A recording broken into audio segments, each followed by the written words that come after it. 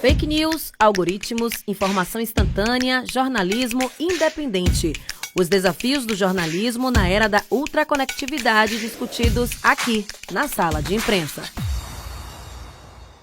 Olá, está começando mais um Sala de Imprensa. Sejam todos e todas muito bem-vindos a esse programa que trata de diversos temas da comunicação. Aqui você fica muito bem informado de tudo que está se passando aí no jornalismo, nas mídias tradicionais e alternativas também. Hoje a gente vai falar de um tema que diz respeito a todo mundo. Jornalismo policial. A segurança pública não é novidade para ninguém. É uma das principais preocupações do brasileiro. Todo mundo quer saber notícias da segurança da sua cidade, do seu estado, do seu país. Mas como será que essas notícias chegam até a população? Será que elas chegam da maneira mais correta? E o que é correto em jornalismo policial? É para responder essas e outras perguntas que eu convidei uma veterana da área, Jaciara Santos, que tem mais de 40 anos de experiência, vai bater um bom papo aqui com a gente. Ela foi a primeira mulher a assumir a função de editora de polícia na Bahia e passou pelos principais jornais impressos do estado: Jornal da Bahia, Diário de Notícias, Tribuna da Bahia e Correio da Bahia. Também trabalhou na TV Aratu e nos sites A Queima-Roupa e Bahia.ba. E hoje atua nas comissões de ética e de mulheres do Sinjorba, o Sindicato de Jornalistas da Bahia. E é primeira secretária da Associação Baiana de Imprensa. Jaciara, que honra receber aqui uma mulher tão potente, com tanta experiência, para enriquecer aqui o nosso programa. Muito obrigada pela presença. Eu que agradeço. Boa tarde, Isabela. Boa tarde ao público do Sala de Imprensa. Para mim é uma honra, né, estar aqui conversando com vocês e, assim, só tem uma correçãozinha. Eu tenho mais de 40 anos de jornalismo, mas em jornalismo policial eu fiquei 10 anos, porque eu já tinha uma estrada quando eu fui para o jornalismo policial. Sim. Não, mas aí também conta muito, né? Eu queria entender o que foi que te levou para o jornalismo primeiro, né? Que até onde eu vi era uma profissão muito masculina. Hoje a gente mudou o cenário. Hoje o jornalismo é predominantemente feminino. Mas quando você começou em 76, né, você estava me contando, era uma profissão muito masculina. O que te atraiu para o jornalismo? Eu sempre quis ser jornalista. Eu sempre brincava de ser jornalista. Na minha época era ginásio. A gente tinha jornaizinhos na escola, né, no ginásio, eu sempre gostei de escrever. Quando chegou na época de eu definir uma profissão, minha mãe queria que eu fosse médica. E aí eu entrei naquele conflito, né? Minha mãe queria isso, porque assim, vim de uma família muito pobre, aí assim, ter um filho, uma filha doutora, para ela era assim, né, a realização. E aí eu fiz vestibular 2 vezes, para medicina. Graças a Deus eu perdi os 2. Quando chegou no terceiro, eu me inscrevi e não falei para ela que eu me inscrevi para comunicação, que na época era com habilitação para jornalismo. E aí eu passei. Aí quando eu passei, eu disse, bom, agora vou seguir minha vida. Ela não gostou muito, ficou decepcionada, mas enfim, depois aceitou. Então eu cheguei no jornalismo realmente por vocação. Eu não consigo me enxergar, eu teria sido uma péssima médica se eu tivesse, entendeu? Então foi assim que eu cheguei no jornalismo, né? Foi por escolha pessoal mesmo. E você tinha referências, porque assim, naquele momento a gente não tinha mulheres de projeção nacional, né?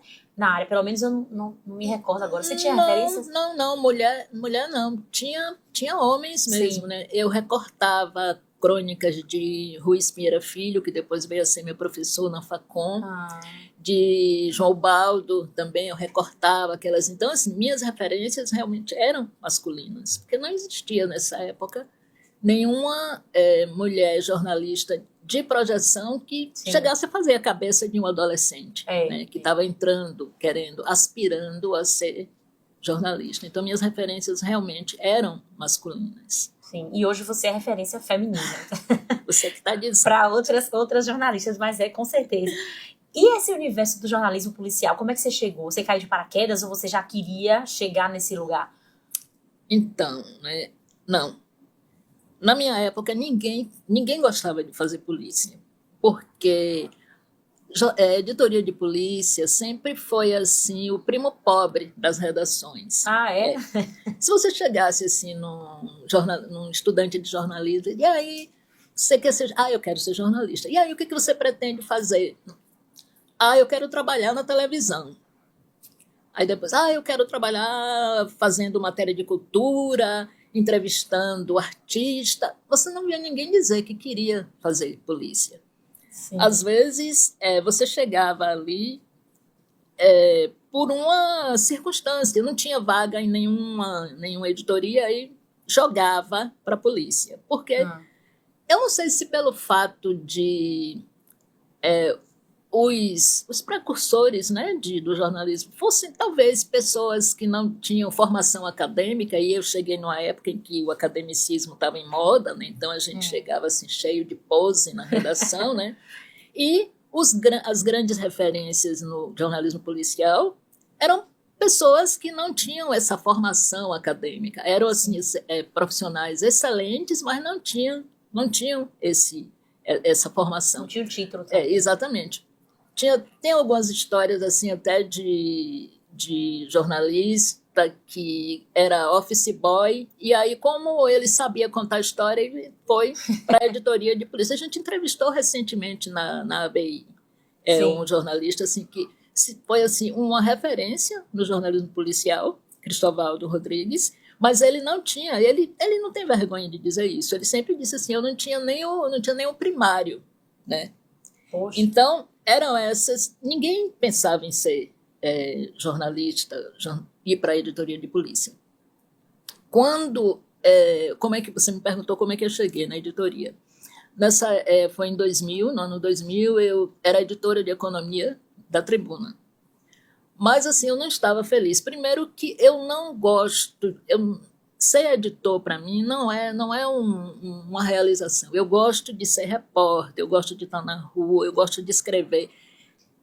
Só que quando você começa a se destacar, não sei como é hoje, aí você é promovido. E o que é você ser promovido? É você ir ser editor. Sair da rua. E realmente, para mim, isso não é prêmio. Eu acho que prêmio é você dar um salário especial, prêmio é dinheiro na conta, dar um prêmio, não é isso? Então, mas não. Então, aí, quando eu comecei a ganhar mais experiência, eu fui ser chefe de reportagem, fui ser editora, e já tinha passado pelas editorias de cidade, chefia de reportagem na Tribuna, e estava editora de economia. Eu não estava feliz.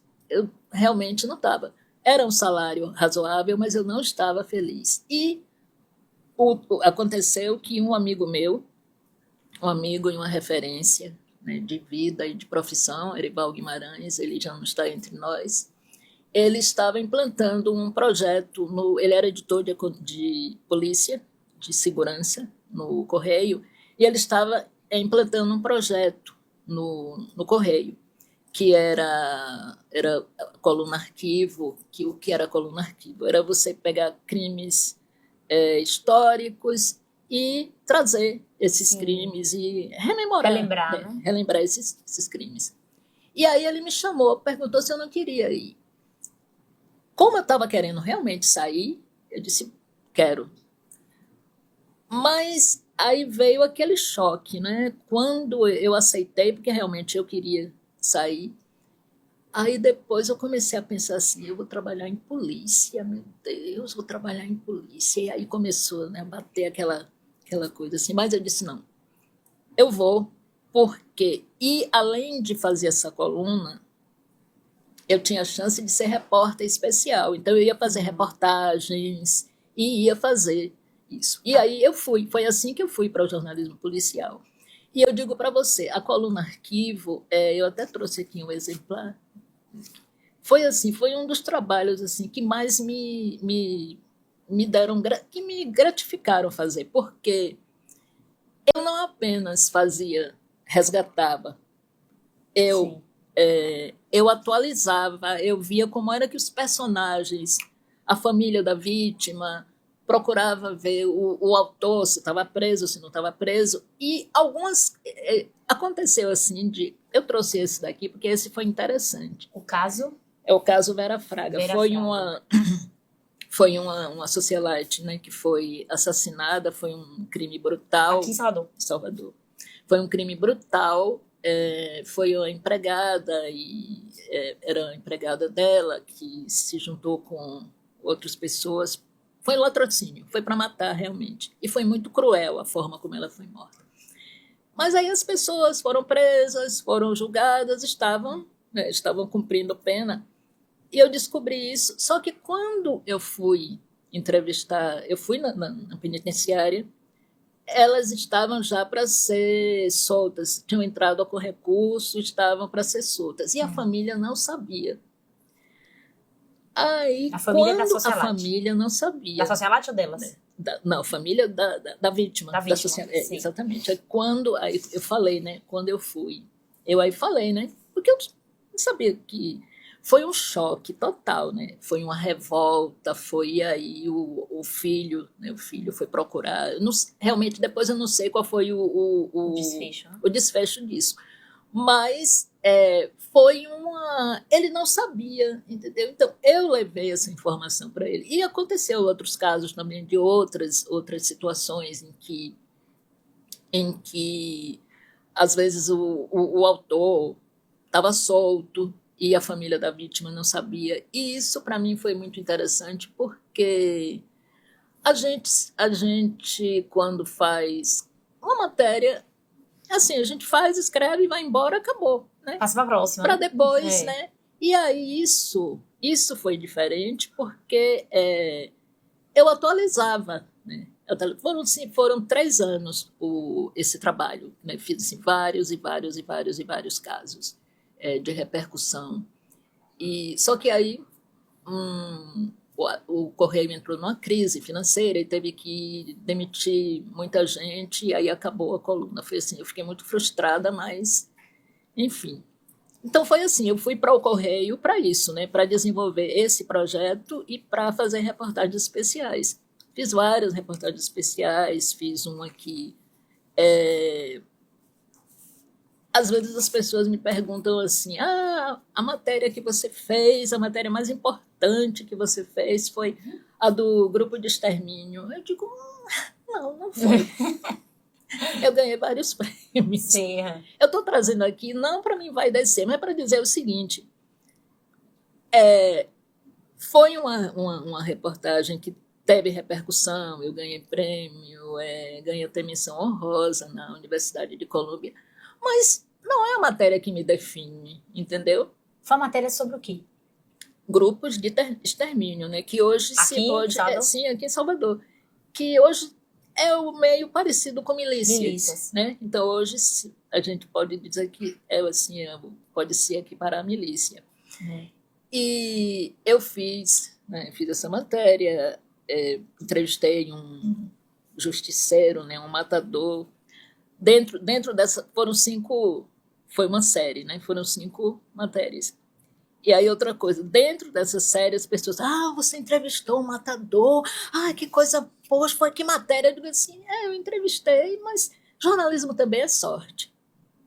Sim. Porque eu consegui encontrar uma pessoa que assumia mesmo, né, que era matador e que era policial militar e que estava na ativa, também é uma questão de sorte. Porque eu cheguei até ele na greve da PM que teve em 2001.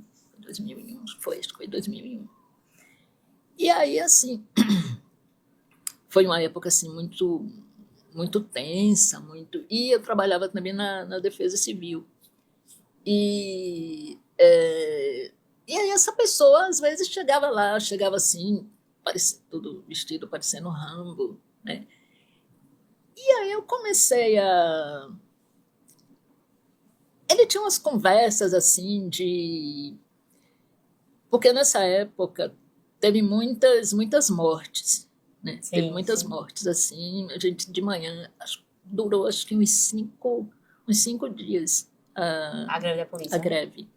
E aí era assim, mortes em tudo quanto era lugar da cidade, né? E aí eu comecei a ver ele chegou assim, ficava assim se vangloriando que tem presunto não sei aonde, e aí você quer que a gente... Comigo e com Maguila. E aí você quer que a gente leve você lá para ver os presuntos, não sei o quê? Meu Deus. Maguila é o fotógrafo. Sim, Maguila já tinha mais experiência, aí ficava, né? Porque para ele era bom que ele ia lá fotografar. Eu ficava assim meio chocada, né? Com a forma como ele falava, friamente, né? Era. E aí a gente ia, e era uma coisa assim horrível, aquela desova mesmo, assim. Eu comecei a perceber que ele tinha muita naturalidade com aquilo. Aí passou a greve e tudo, sempre. Depois ele sempre ligava, de vez em quando ligava para mim, tá sabendo que teve uma matança não sei aonde? Gente, não é o que eu tô pensando. Aí eu dizia, Maguila, tá tendo, vamos lá. Aí eu comecei a observar que ele tinha muita facilidade com isso. Aí quando foi... uma coisa que me chamou a atenção também, desde que eu comecei em polícia, era aquele padrão de jovens negros, pobres, na periferia, Sim. Né, assassinados. Né? Aquilo ali era um padrão. E a gente ouvia, né, aqueles rumores de que tinham grupos que eram colocados, que eram contratados por comerciantes, porque às vezes eram alguns que cometiam, né, crimes, roubos, furtos ali, né? Exato. E aí eu comecei, né, a pesquisar isso. Eu tinha um delegado da delegacia, titular da delegacia de homicídios, né, era uma pessoa assim muito íntegra, uma pessoa assim que me ajudou muito. E ele tinha assim ojeriza a esses grupos. E ele criou um grupo só para investigar grupos de extermínio. Sim. E aí ele começou a me passar os dados, começou a me mapear os locais onde acontecia mais. Eu aí comecei a ver que aquilo ali tinha uma matéria. Aí conversei com o Erival, que era meu editor, e aí falei para ele, né? E aí ele falou, tá, tudo bem, vai sim. Só que eu trabalhava no Correio, e o Correio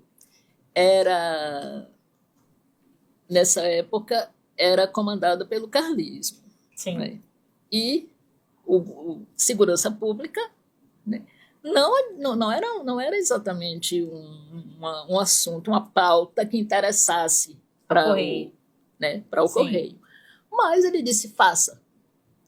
E aí eu aprofundei, aí voltando aí eu apurei, consegui até um sobrevivente de grupo de extermínio, um menino que sobreviveu a uma ação dessa de extermínio, ele ficou tetraplégico, mas sobreviveu. Aí fiz a matéria toda, aí Erival falou assim, tá tudo bem, agora só tá faltando a gente conseguir um matador. Aí eu disse, como é que eu vou conseguir um matador? Quem é que vai assumir que é matador? Aí eu me lembrei, né, dessa figura que tinha, né, que tinha essa relação, tinha mais até com Maguila, porque Maguila já era mais tempo. Aí eu falei, um dia encontrei com ele, aí eu falei assim, aí ele me deu uma dica, eu falei assim, aí você conhece alguém que faz esse tipo de não me lembro como é que eu falei, mas eu perguntando para ele se ele conhecia alguém que fazia. Na verdade, eu já suspeitava de que ele fazia. Aí ele fez assim, por que você quer saber? Eu disse, não, é porque eu estou fazendo uma matéria, e aí eu queria saber como é isso, como é que funciona. De jeito nenhum eu vou identificar a pessoa, é só para saber como é que funciona isso. Aí ele fez assim, você está na frente de um. Meu Deus. Aí, assim, tudo que eu queria era aquilo, mas aí na hora que ele falou, eu fiquei com medo. Dá uma tremedeira, né? Meu Deus, esse homem aqui na frente. Aí eu fiquei com medo. Aí eu falei assim, e aí você conversaria comigo? Ele fez assim, conversar o quê? Disse, não, me contar como é a história, como é que funciona, como é que isso... Aí ele fez assim, não, você tá maluca? Até porque ele ainda era da ativa. Ele era da PM. Da PM. PM, né? Da PM, soldado da PM. Aí ele falou assim, que nada, você tá maluca? Aí começou com aquelas coisas assim. Aí eu disse, não, deixa quieto. Não e a matéria lá, muito. né? E a matéria lá empacada Parada. por porque precisava ter um matador. Aí depois eu encontrei com ele novamente. Eu disse, e aí, como é? Vamos conversar? Ele aí falou assim, você quer saber o que mesmo? Eu falei assim, eu lhe dou por escrito as perguntas e você me responde por escrito. Sim. Eu fiz as perguntas, tudo direitinho. Aí ele demorou mais assim, porque eu não via ele todo dia. Sim. Aí quando foi assim, mais ou menos uma semana, aí ele falou, já tá aqui, viu o que você quer. Beleza. Sabe, aquela adrenalina. Só que aí precisa de uma foto. Aí eu falei assim, bom, e aí, pra gente fazer a foto? Ele fez assim, foto não. Foto nem pensar. Eu disse, não, menino, mas escute, a Maguila que vai fazer. Não vai lhe dar, não, foto de jeito nenhum. Pô, você quer me ganhar, não sei o quê. Bom, resumindo a história, a gente conseguiu né, fazer a cabeça dele. E ele fez a foto, tá aí? Foi. Meu Deus. E ele foi. Pô, olha, Jesus. aí ele foi com balaclava, né, que a gente chama de toca ninja, foi tudo, a gente mostrou, Maguila mostrou como é que a foto ia ficar, que não tinha como identificar ele, e aí chego na redação, conseguiu o matador, bom, e aí, depois disso, a matéria, entreguei, não sei o quê, só que ainda fiquei pensando, será que essa matéria vai sair mesmo? Porque a questão política, a primeira, né? Foi essa, né? Eu disse, bom, se sair a primeira, vai sair o resto. Sim. Mas eu entreguei tudo de vez. Aí o editor, né, Erival, que era o meu editor, negociou com o editor-chefe, que era Demóstenes. E aí saiu a matéria, saiu a primeira, depois que saiu a primeira, a segunda, a terceira, saiu a série inteira. No dia que saiu a do policial, aí eu fui para ouvir a PM, porque eu já estava na fase de repercussão. Sim, né? sim. Porque eu já tinha feito tudo, já estava na fase de repercussão. Aí eu fui no quartel para ouvir o comando da PM, porque o cara era da PM. Da PM, né? Eu fiz a matéria com ele, mas havia uma situação que não era uma situação normal. Eu me comprometi de não identificar, não identifiquei, mas a instituição, né, a corporação precisava se posicionar. Aí eu marquei uma entrevista com o comandante aí, que eu também tinha um bom trâmite, sim, né, sim. lá na Ascom, tenho até hoje. Aí eu cheguei lá, cafezinho, não sei o que, aquela coisa toda, mas eu sentia assim, aquele clima, né, aquela coisa assim. Aí o comandante veio, né, conversou, tinha também o assessor de comunicação, que era muito... Antes do comandante chegar, ele aí começou a conversar. E aí, dona Jaciara, como é que... Mas os seus informantes são, hein? Eu disse, não tem informante não, coronel. Eu trabalho com informação, mas eu não tenho informante. Porque nós... Bom, aí ficou tentando, vem aí como é para a senhora falar para a gente poder trabalhar, porque isso não é sério. Eu disse assim, mas isso aí não, eu não vou revelar minha fonte. Pois é. Não vou. Aí é vocês que investigam. Aí o comandante, né, veio, falou comigo, aí disse que... Foi o comandante, na verdade, que falou isso, né, que meus informantes eram mais eficazes do que os informantes da LUCEM, mas eu não trabalho com informante, não, trabalho com informação. Mas conversei com ele, aquela coisa oficial, né, que a PM Sim. vai apurar, aquele posicionamento padrão. Olha, eu saí, eu estava assim, mas quando eu saí, minha perna tremia. Era isso que eu ia te perguntar, você não ficou com medo? A minha perna tremia, que eu disse, meu Deus do céu. Claro que eu fiquei, porque eu fiquei pensando assim, será que eles vão me pressionar? Eu só vi o tamanho do que eu tinha feito. Que você depois, se meteu. Porque, veja, eu pegar um policial da ativa, né? E aí eu fiquei um tempo assim, que realmente fiquei preocupada, né? De que tivesse algum tipo de pressão, mas não. E o que eu estava pensando é que o próprio grupo de extermínio poderia lhe eliminar, porque você foi uma jornalista que falou demais. Pois é, E exato. aqui, por essa foto, tudo bem, não dá pra ver o rosto, não dá pra ver nada, mas pelo tipo físico, quem conhece esse cara pode ser que reconheça. Não sei. Às vezes a pessoa que é muito próxima diz, rapaz, tá parecendo aquele... Então, assim, você correu o risco dos dois lados. Mas é impressionante, né? As pessoas aí falam assim, porque essa matéria, não sei o quê. Mas a matéria que me marcou mais foi essa aqui, ó. Foi a do menino que sobreviveu. Que sobreviveu. Essa daí, essa daqui eu já olha, tinha visto. eu fiquei assim, semanas, sei lá, dias sem conseguir dormir. Porque ele conta, é muito... Detalhes, muito, sabe, ele conta os tiros entrando nele, ele dormiu ele teve que se fingir de morto, né? Sim. Depois até eu mantive muito contato com ele, muito tempo, só que depois onde ele mora é um lugar assim muito, muito vulnerável, e agora, né, assim, com essa coisa assim, da vulnerabilidade mesmo, então aí eu perdi mais o contato, mas eu fiquei muito tempo, né? Sim, tinha contato com ele, com a mãe dele e tudo. Sim. Mas essa daqui foi a que me marcou mais, não foi a do Mancha, do Máscara.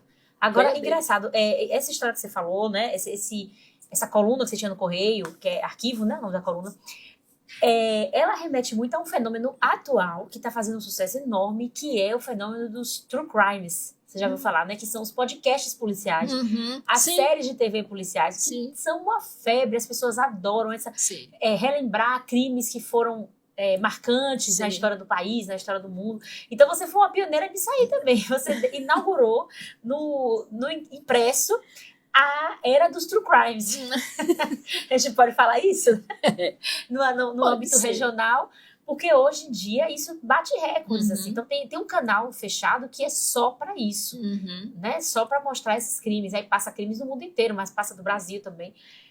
E, assim, a preocupação das pessoas com a segurança pública leva ao interesse por esse tipo de jornalismo. Então, Jaciara, queria retomar algumas coisas que você falou no primeiro bloco. Você contou uma história, assim, muito chocante, muito tensa, assim, da entrevista com... O Máscara. O Máscara. O exterminador. Nessa situação, você sentiu medo na hora, mas assim, você, ao longo desse tempo que você atuou na editoria de polícia, você foi ameaçada? Você sentiu que você estava correndo perigo? Sofreu alguma situação desse tipo? Olha, Isabela, medo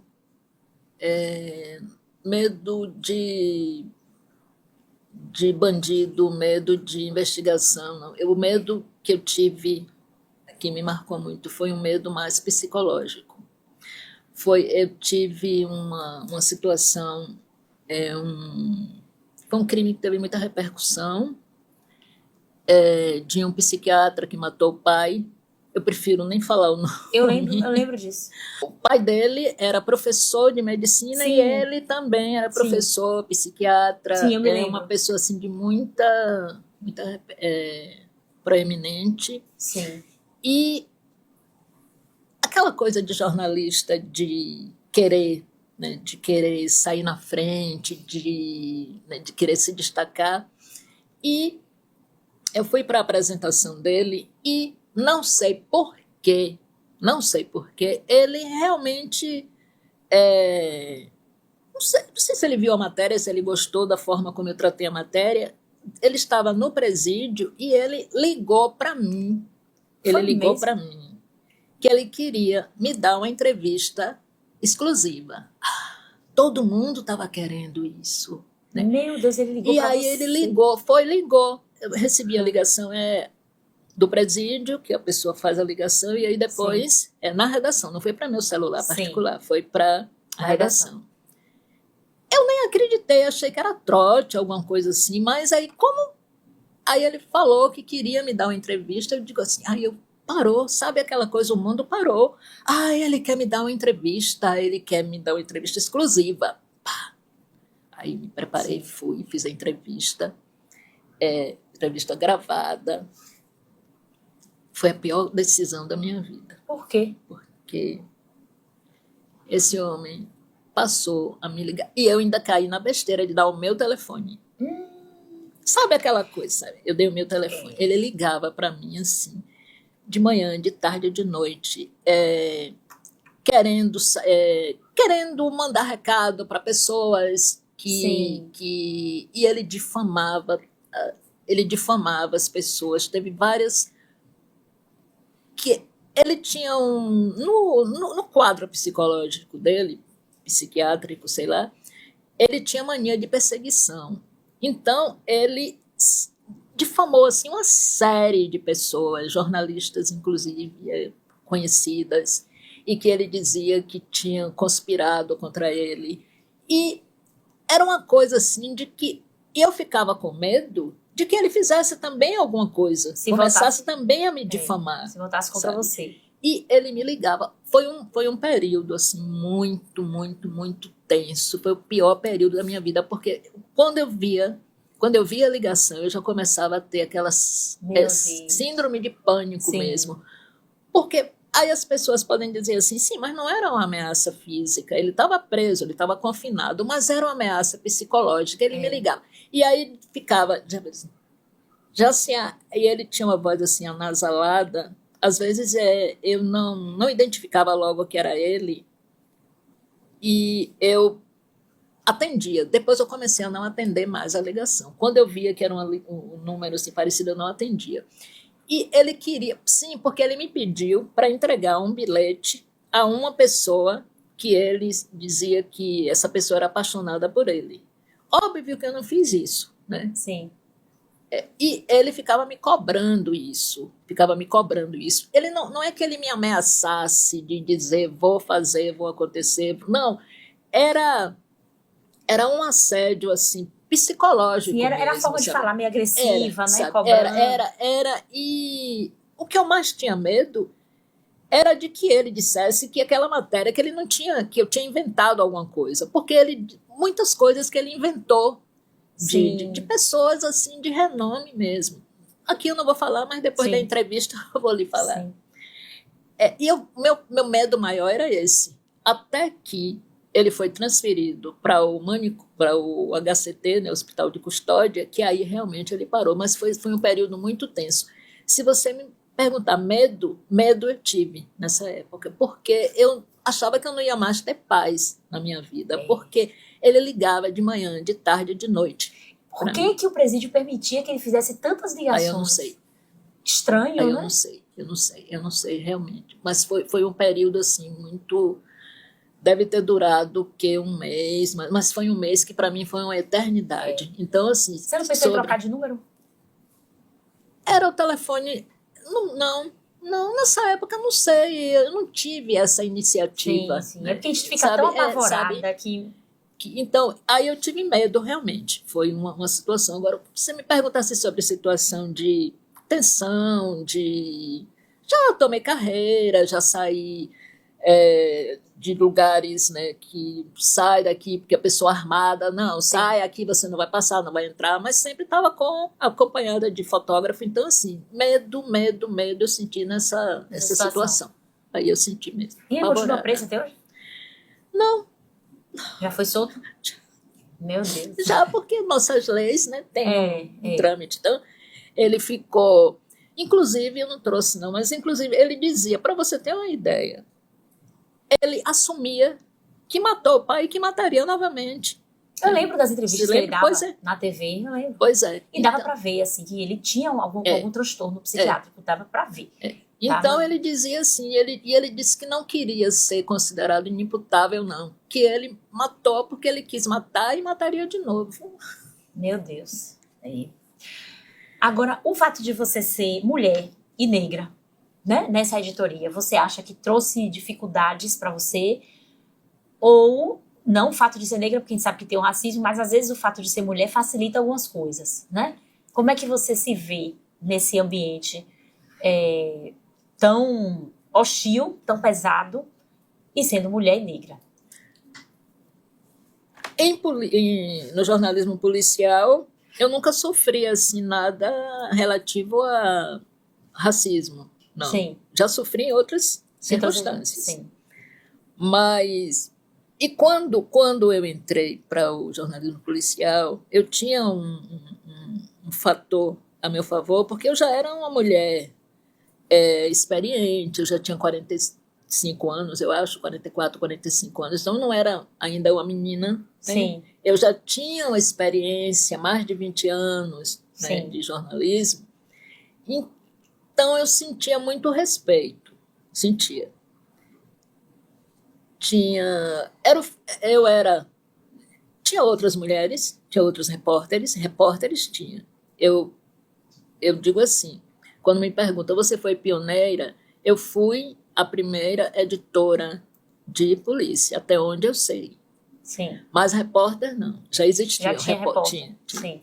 Então, eu não sentia essa coisa de discriminação, de machismo. Tinha algum tipo de situação, mas por conta de minhas posturas. Por exemplo, eu era conhecida como a repórter do suposto tiroteio, porque nas minhas matérias eu colocava. Se eu não tivesse presenciado, eu colocava. Foi um suposto tiroteio, ou uma suposta troca de tiro, porque eu aprendi assim. Erival me ensinou assim.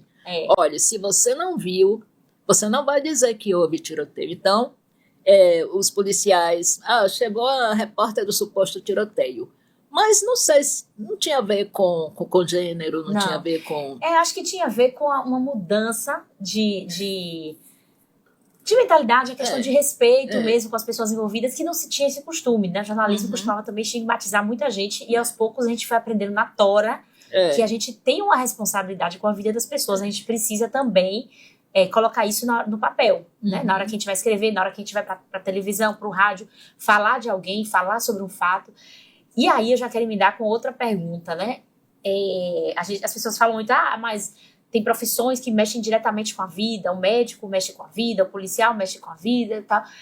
E uma vez eu falei, o jornalismo também mexe com a vida, porque se o jornalismo erra, ele pode acabar com a vida de uma pessoa. E a gente tem como grande exemplo na faculdade de jornalismo o caso da escola base. Sim. Né? Que os donos da escola foram acusados injustamente de terem abusado de crianças e a vida deles acabou ali. Não tem retorno. Não tem retorno.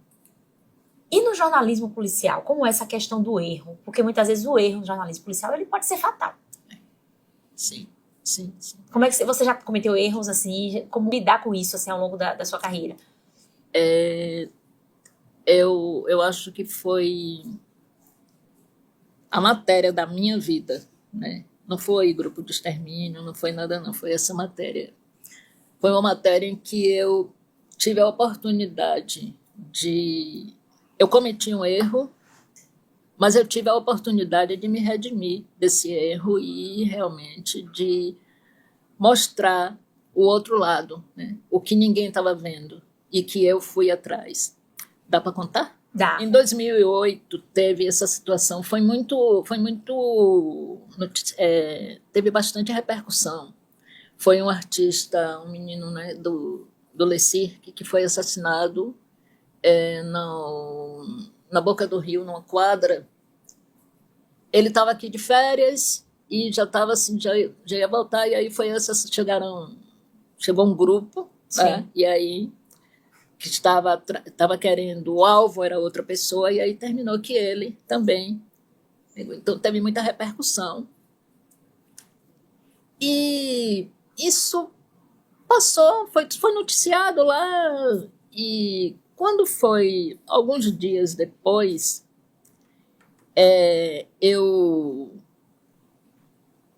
um amigo meu, né, assim, no fim de semana, no lugar, fez assim, você sabe aquele caso do trapezista? Ele falou assim, sabe aquele caso do trapezista? Sabia que quem matou eles foi polícia? Eu disse, mas foi polícia? Eu falei, foi polícia que matou. E aí me deu a informação que...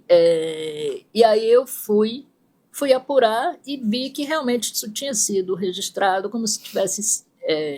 Estava ainda investigando, né? Ninguém sabia o que era, mas que havia característica de grupo de extermínio. Aí eu fiz a matéria, né, dizendo né, que pode ter sido morto por PMs. Né? Aí conto, né, história, não sei o quê. Esse era a vítima? Esse aqui é o menino, a vítima. Aí conta a história.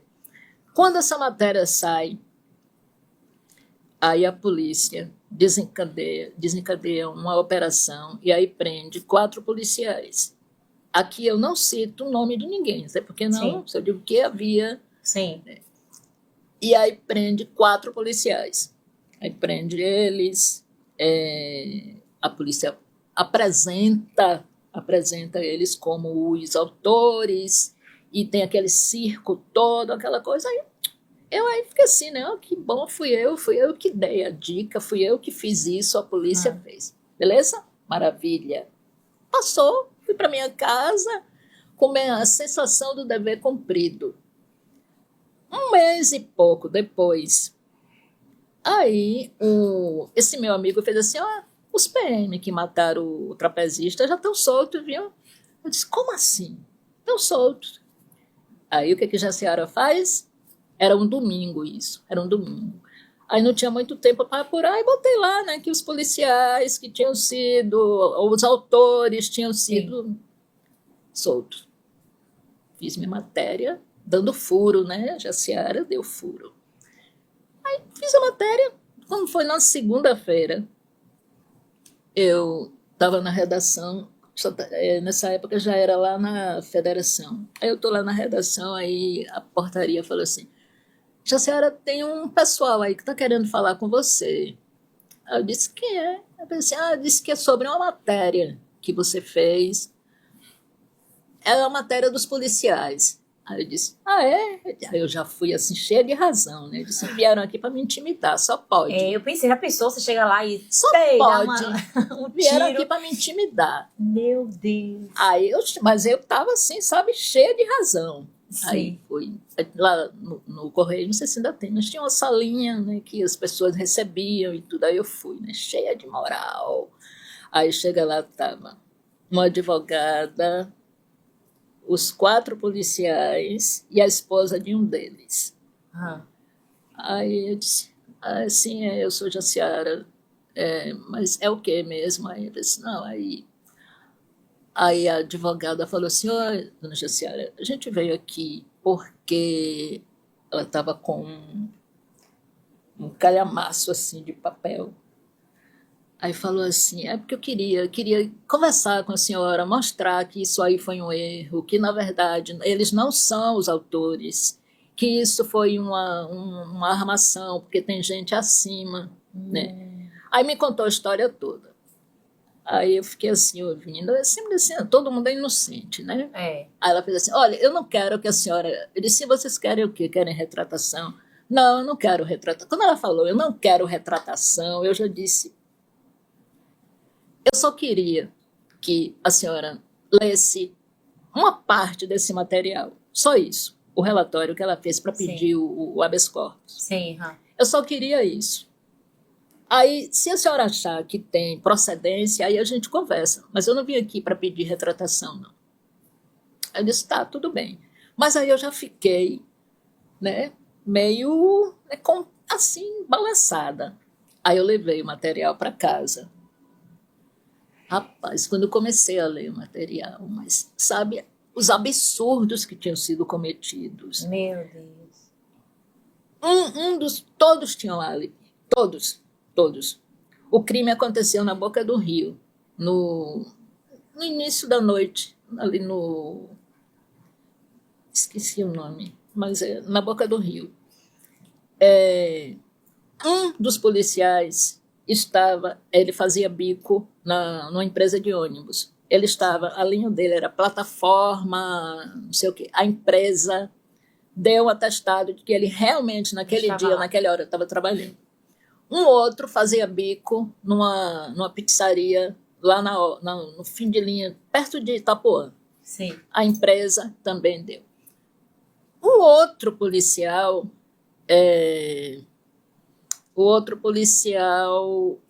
estava na Operação Verão com a polícia, da própria polícia, no Campo Grande, fazendo. Naquela hora, naquele momento. São 3 policiais. Não tinha como ter sido eles. Não tinha, de jeito nenhum. Aí eu disse, agora eu vou ter que correr atrás disso.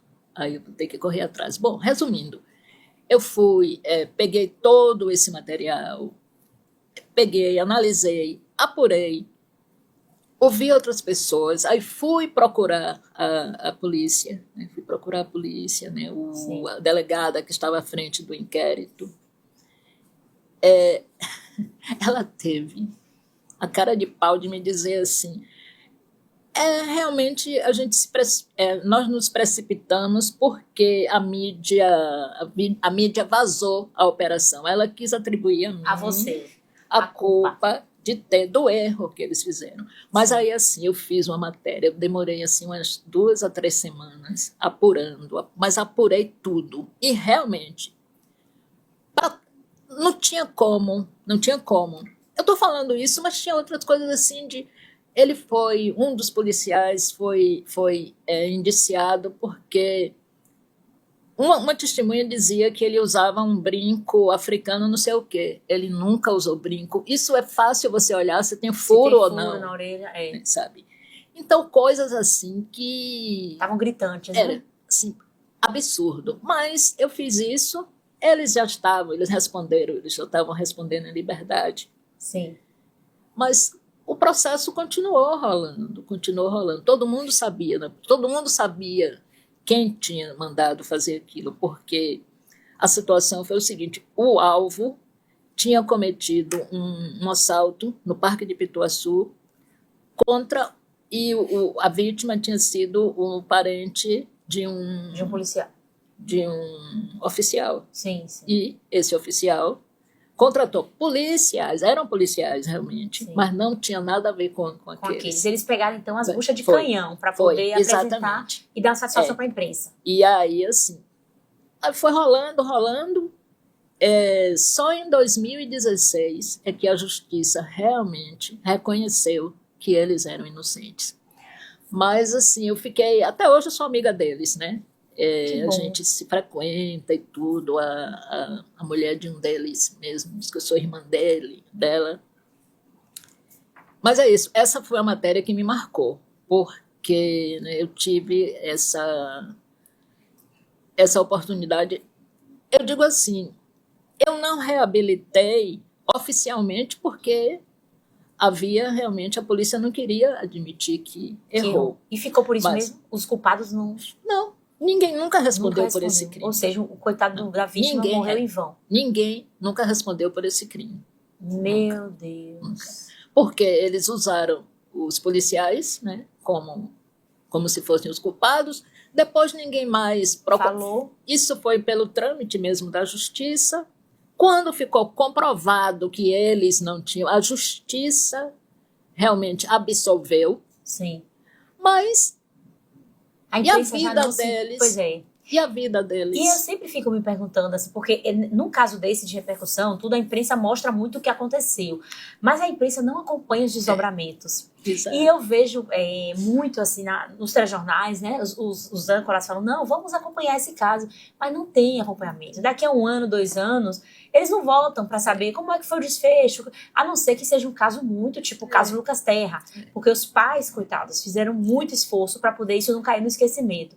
Mas a maioria dos casos não tem, a imprensa não acompanha o desfecho, não cobra a responsabilidade. Então, é uma questão também que, do mesmo jeito que a gente tem o poder para forçar uma investigação, a gente também tem o poder de reabrir inquéritos e parece que não, muitas vezes esse poder fica esquecido, né? De reabrir inquéritos, de reapurar, né?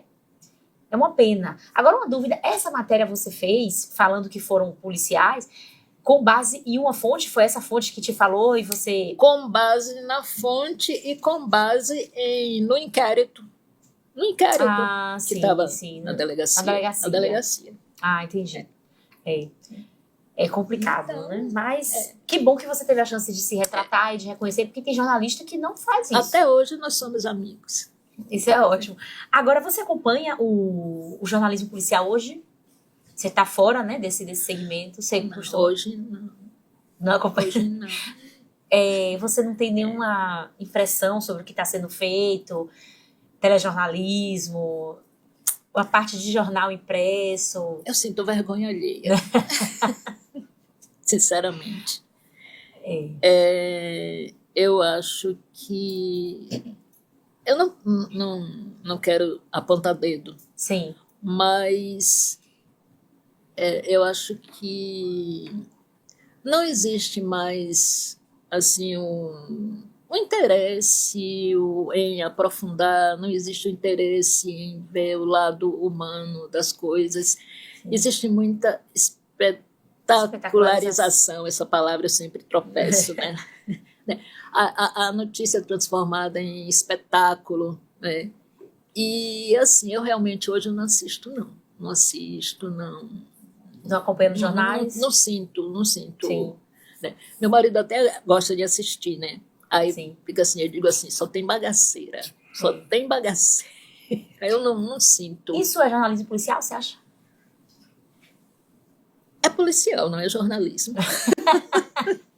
Porque, assim, quando a gente fala de jornalismo policial, pressupõe que tem um profissional investigando, né, do lado de cá, porque quem investiga mesmo é a polícia, mas você tem um profissional investigando, você tem um profissional correndo atrás de fontes, buscando informação, Eu tenho a impressão que isso não é mais feito hoje. O que você fez em tantas matérias, né, essa coisa mesmo do grupo de extermínio, essa matéria aqui, não vejo mais isso.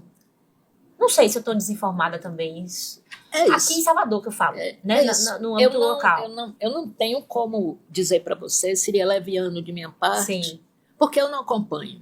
Sim. Eu, sinceramente, não acompanho. Eu prefiro, quando eu vejo TV, normalmente eu vejo TV fechada. Às vezes eu vejo alguma coisa, né, no início da manhã, mas, por exemplo, eu não vejo jornal ao meio-dia, não consigo. Não consigo, porque eu percebo que está tudo agora igual. Antes tinha algumas, né? Tinha assim, veículo tal tem uma postura, veículo A tem uma postura, veículo B. Não, agora todos têm a mesma postura, a mesma coisa, sabe? Então, eu ver aquilo para quê? Realmente eu não sinto vontade. Então, eu não me sinto à vontade para analisar. Sim. Porque eu não acompanho. Então, eu acho que seria leviandade da minha parte. Sim, né? sim. Fazer uma análise do jornalismo policial que se faz hoje. Sim. Eu realmente me sinto à vontade para isso. Agora tivemos alguns avanços, eu acho, né? Também. Porque há pouco tempo atrás, isso não faz muitos anos, você tinha, por exemplo, fotos de menores de idade nas matérias policiais. Né? E muitas vezes tinha uma tarja no olho, que, gente, aquela tarja no olho não servia para nada. Você identificava a pessoa. Né? Você tinha, em vez de o suspeito, tinha o assaltante, o assassino. Né? Você tinha uma forma de se reportar aos envolvidos naquele caso, que era muitas vezes desrespeitosa, principalmente quando não se tinha uma investigação concluída, né, para dizer quem foi mesmo responsável. E eu percebo isso também com as mulheres, né, os casos de violência doméstica, de feminicídio, por exemplo, eles eram retratados de uma forma muito preconceituosa. E hoje eu vejo que há uma pressão da sociedade maior para que os jornalistas reposicionem não, para que eles revejam, né, essa postura, a forma como eles falam. Inclusive, vocês fizeram, a ABI fez um protocolo, um workshop, né, de protocolo de feminicídio para os jornalistas semana passada, abordando essa questão do tratamento que se dá na notícia, né, da abordagem que se faz, para que seja respeitosa com a vítima, porque muitas vezes a vítima ela é revitimizada. Então, eu acho que com isso a gente teve alguns avanços, mas, por outro lado... Eu acho que precisa avançar muito. Avançar muito na questão dos direitos humanos, né? Essa coisa precisa avançar muito. E eu sempre penso assim, que o jornalismo policial, ele dá a chance para você fazer contato com a natureza humana. Né? Sim. E exatamente por isso você tem que exercitar empatia, respeito, não só respeito com a vítima, se sobrevive, com a família da vítima, mas com o suspeito também. Sim. Uma coisa que eu sempre, para mim era assim, aquela rotina. Quando eu chegava na delegacia, eu olhava o boletim, o BO, se desse tempo de falar antes com o delegado, falava, e depois eu ia falar com o suspeito. E aí eu perguntava sempre, você está aqui por quê? Já tive algumas situações assim, Mas, assim, eu dei risada porque eu lembrei assim, de uma situação que o cara, né, quando eu perguntei para ele, ele perguntou se eu era advogado, eu disse que não, ele aí me disse assim um monte de palavras. Mas, assim, eu sempre fazia assim, porque ele tem direito De dar a versão de dele. dizer, sabe? É. Ele pode dizer que é mentira, ele pode dizer que aquilo é injusto, mas ele tem o direito. E eu vejo que no tempo, né, no período que eu passei em televisão, por exemplo, né, eu via muito aquilo assim de o vagabundo. Se bem que até hoje tem colega que fala assim, é o vagabundo, não sei o quê. Aí, semana passada mesmo, eu repreendi um colega que ele falou assim, mas não sei o que, o vagabundo. Eu disse, ei, por que você está falando assim? Você conhece a história só porque você está vendo aqui, sabe? Então, colegas da gente ainda hoje falam isso, né? Então, eu acho que o jornalismo policial, ele dá essa oportunidade, né, de você respeitar, porque ali você está tratando com vidas, né? E outra coisa que eu descobri no jornalismo policial é que qualquer pessoa é capaz de cometer um crime. Qualquer pessoa, eu, você, ele, qualquer uma. Depende da circunstância. Óbvio que a gente tem os freios, a gente tem, né, toda essa questão moral e tudo, mas ninguém pode dizer não vou, não faço. Não, todo mundo é capaz. Óbvio que a gente tem que ter o cuidado para não se deixar levar, mas ninguém é isento. Ninguém está livre. Sabe? Ninguém está livre de cometer um crime. Agora, deixa eu te falar, minha mãe era delegada, hoje ela está aposentada, e ela dizia a mesma coisa. Qualquer pessoa pode matar outra pessoa. Pode. Num momento de raiva, de fúria, sem pensar, você... Ela disse que já prendeu pessoas que eram pessoas muito boas, pacatas e assim, consideradas, né, no seu meio, e que cometeram crime. Então, a gente precisa entender também que esses crimes não estão tão distantes, não estão no nível da monstruosidade. Exatamente. São pessoas comuns que cometem isso. Exatamente. Jaciara, eu amei nossa conversa. Deixa eu te falar, saiu totalmente do script aqui. Mas eu amei. Eu amei. Eu queria ter um podcast daqueles de 3 horas pra gente conversar aqui e você trazer mais casos. Fica a dica aí pro nosso diretor. Um podcast de 3 horas. Obrigada pela sua presença. E assim, espero que a gente possa ter outros encontros para você trazer mais experiências aqui, que a gente possa conversar. E eu tenho certeza que para quem está nos assistindo, foi muito rico isso aqui que você trouxe, esses casos, né, as histórias que você vivenciou. Foi muito bom para quem é telespectador comum e também para quem é estudante de jornalismo. Poder ter contato com isso é muito importante. Obrigada mesmo por ter aceitado o nosso convite. Eu que agradeço a você. E você que está em casa, infelizmente esse bate-papo acabou, mas lembrando, você pode rever tudo no nosso canal do YouTube. É só apontar a câmera do seu celular para o QR Code que aparece na sua tela. Lá você pode ver essa edição e todas as outras edições do Sala de Imprensa e toda a programação também da nossa TV Câmara. A gente se encontra no próximo programa, que é toda quinta-feira, às 13 horas na TV Câmara e às 17 na Rádio Câmara Salvador. Obrigada pela sua companhia, obrigada a todo mundo que está aqui, essa equipe, fazendo esse programa acontecer, e até o próximo Sala de Imprensa.